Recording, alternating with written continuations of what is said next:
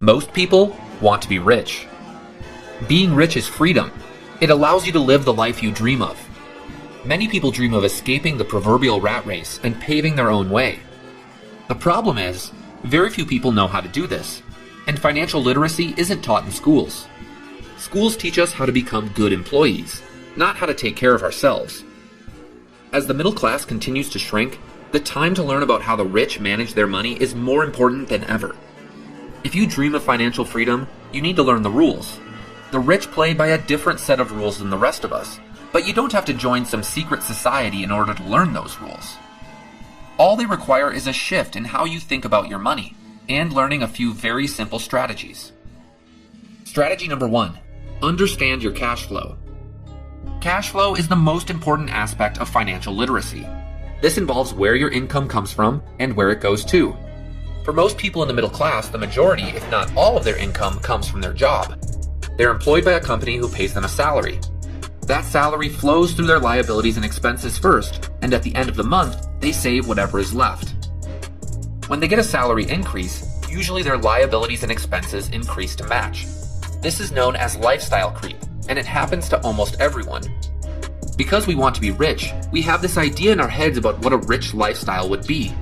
People buy a new home, a new car, or the new iPhone because that's the lifestyle that they want to have. A salary increase enables you to move closer to your idea of a rich lifestyle, but in reality, you are no closer to actually escaping the rat race. If you were to suddenly lose your job, you would actually be further away from this goal because your liabilities have increased. This brings an interesting and somewhat contentious point. Any debt you take on, be it for a house or a car, is a liability. Many people view their house as their greatest asset. This is not true. Your house is actually a liability because it manifests as an expense every month. Just ask anyone who was affected by the housing crash in 2008 if their house was an asset. Assets are things that put money in your pocket every month. A house does not do that because it only generates income when you sell it. Until that point, it only takes money out of your pocket in the form of a mortgage payment, renovations, taxes, insurance. You get the picture. And relying on your house increasing in value in the future is wishful thinking. It's not a financial strategy. The rich don't think their houses or cars are assets. They know that if it's not generating them income, it's a liability, which means that they are ultimately beholden to it. That's not to say that the rich don't have a mortgage or a car payment. They just aren't disillusioned by the debt's true nature. Rich people understand that financial freedom comes from changing their cash flow. Instead of their income coming solely from a job, they seek to increase their assets. Assets generate passive income. Assets can come in a number of forms, including real estate, royalties, intellectual property, businesses that run themselves, really anything that requires very little manual intervention on their behalf. For the rich, their cash flow moves from their assets directly into their liabilities, which in turn decreases their overall expenses every month. The goal is for the income from your assets to always be greater than the expenses from your liabilities. There are incredible tax advantages to this strategy, which I'll talk about next. Strategy number 2. Start a corporation to manage your assets.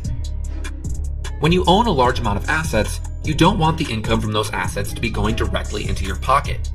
If it does, the government will get its share through taxation.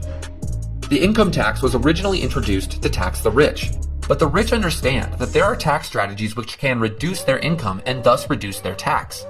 The middle class, whose primary income comes from their job, are the ones bearing the true burden of taxation. For most people, the government takes the first 5 months of their earnings per year. Yep, you heard that right. Taxes are most people's number one expense. Rich people who own assets start corporations. Corporations are taxed differently than individuals. Instead of taxing overall revenue, corporations are taxed on profits, which is an important distinction. Simplistically, profits are calculated as revenue minus operating expenses. So if a rich person has a real estate business where they buy property for resale, rent, or lease, the mortgage payments from those homes can be deducted from their revenue as an operating expense. In fact, anything that can be considered a business expense can be deducted. This is how rich people increase their standard of living without taking on the additional tax burden of that lifestyle. If they use their car for any business activity, the car can be purchased by the corporation instead of by them as an individual. If they want to take a trip to Hawaii, they can spend some time conducting business meetings from that location. Boom, it's now a business expense. Strategy number 3. Surround yourself with experts. Now, there are some limitations to the corporate tax strategy, which is why people surround themselves with a team of advisors. Usually they hire tax accountants and lawyers to make sure that they are complying with laws and regulations. But the good news is, those fees are also business expenses, which means that they can be deducted from revenue and they can avoid paying taxes. A good owner of a corporation understands that they have to hire people who are smarter than them and have deeper knowledge of fundamental areas of the business. Many owners of businesses actually have very little to do with the operation of that business. They hire an operating manager who effectively runs their business for them. Even if after everything the business only brings in a few $1,000s a month, that money is almost completely passive. This is not to say that the owners are completely worthless. Often they understand a wide array of facets about their business, but don't have deep enough knowledge of all the pieces to effectively perform the job duties. Most people are taught in school that they have to become an expert in their field of interest. While knowing your craft is incredibly important, going deep on a particular field of study usually means that you will be working for somebody else instead of working for yourself. Owners should be jacks of all trades. They should understand enough about all the pieces to hire the right people and hold them accountable. Getting rich is a mindset. It requires you to think differently than everyone else. But knowing a few important tricks can help you move your money around more effectively. This is financial literacy. I encourage you to start your education in financial literacy today. If you made it to the end of this video, you're already way ahead of the pack. If you're looking for a good primer resource, which goes way more in depth on the concepts I talked about in this video, I recommend the book Rich Dad, Poor Dad by Robert Kiyosaki. Your financial future is entirely in your hands. The tools are available, and the riches are ripe for the taking. What will you do with the opportunity? Hey guys, thanks for watching the show. Please make sure to like, subscribe, and leave a comment on this video. Thanks, and we'll see you next time.